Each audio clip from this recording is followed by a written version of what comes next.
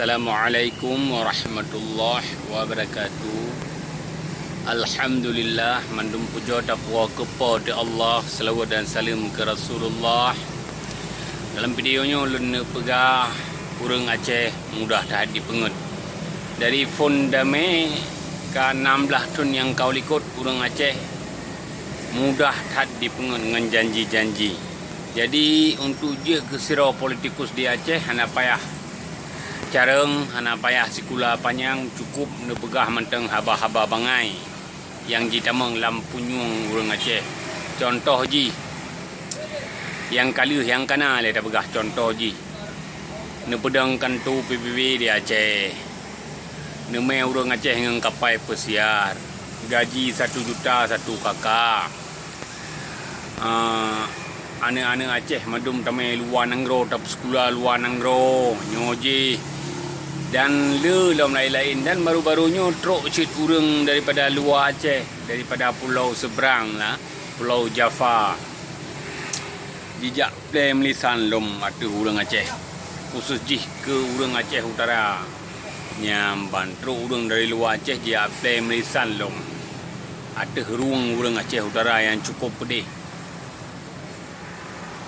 yang cukup pedih udip ke lawitnya kan nyamban alus ji olah le bupati truk awak luar nenggro, awak luar daerah dia play melisan lo mata ruang masyarakat Aceh Utara nyan pisang rap gepatih si le urang Aceh gepatih cin na urang yang yu patih, na urang Aceh yang yu patih yu angguk-angguk po yang ji pegah ana ji tipe pada hai gop mandum na tujuan ro ji ijak pegot melisan kena Aceh madum na tujuan roy di baliknya. Jadi urang Aceh bek mudah tak katanya, bek mudah tak kena pengen katanya, bek mudah tak dapat pura-pura mentang yang dipegah le urang-urang yang ingin cok kesempatan bak di bumi Acehnya dalam tua ikut madum na tujuan roy ikut untuk je lobby proyek untuknya untuk je.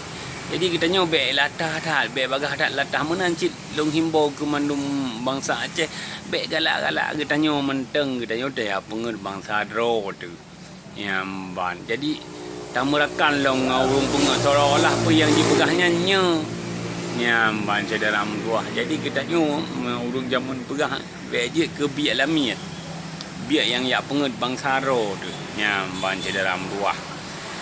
Jadi uka-ukanya urang Aceh berje ke pengalaman menyena urang ruah haba-haba bangai nyan baik ni patih li nyan mandum pena pengedro ni karena untuk je ke pejabat di bumi Aceh tengah pengedro ni segai tengah ji pengedro dengan haba-haba bangai nyamban. Jadi menyena nak pilih pilot, nak pilih yang je ba pesawat nyamban, baik nak pilih yang ji menjanji pesawat kelas bisnis karena hanya di bawah pesawat akan berlaut laut atau akan bertu atau pemenanlah ibarat long pegah contoh dalam buah kan. Jadi kasib kitanya 16 tahunnya kasib pilkada pika kaji pubata UPA pika hanayum le pelam ngempelom tengah isi mikir cara jino ngempelom tapung urang Aceh ngempelom dengan MOU karamhan nasi ngan UPA pi karam timpan ngan pelom tapungan urang Aceh nyan tengah isi mikir le ali dino nyamban. Jadi petan lun bele kena pengut nyamban muplo ton di pengut nyamban.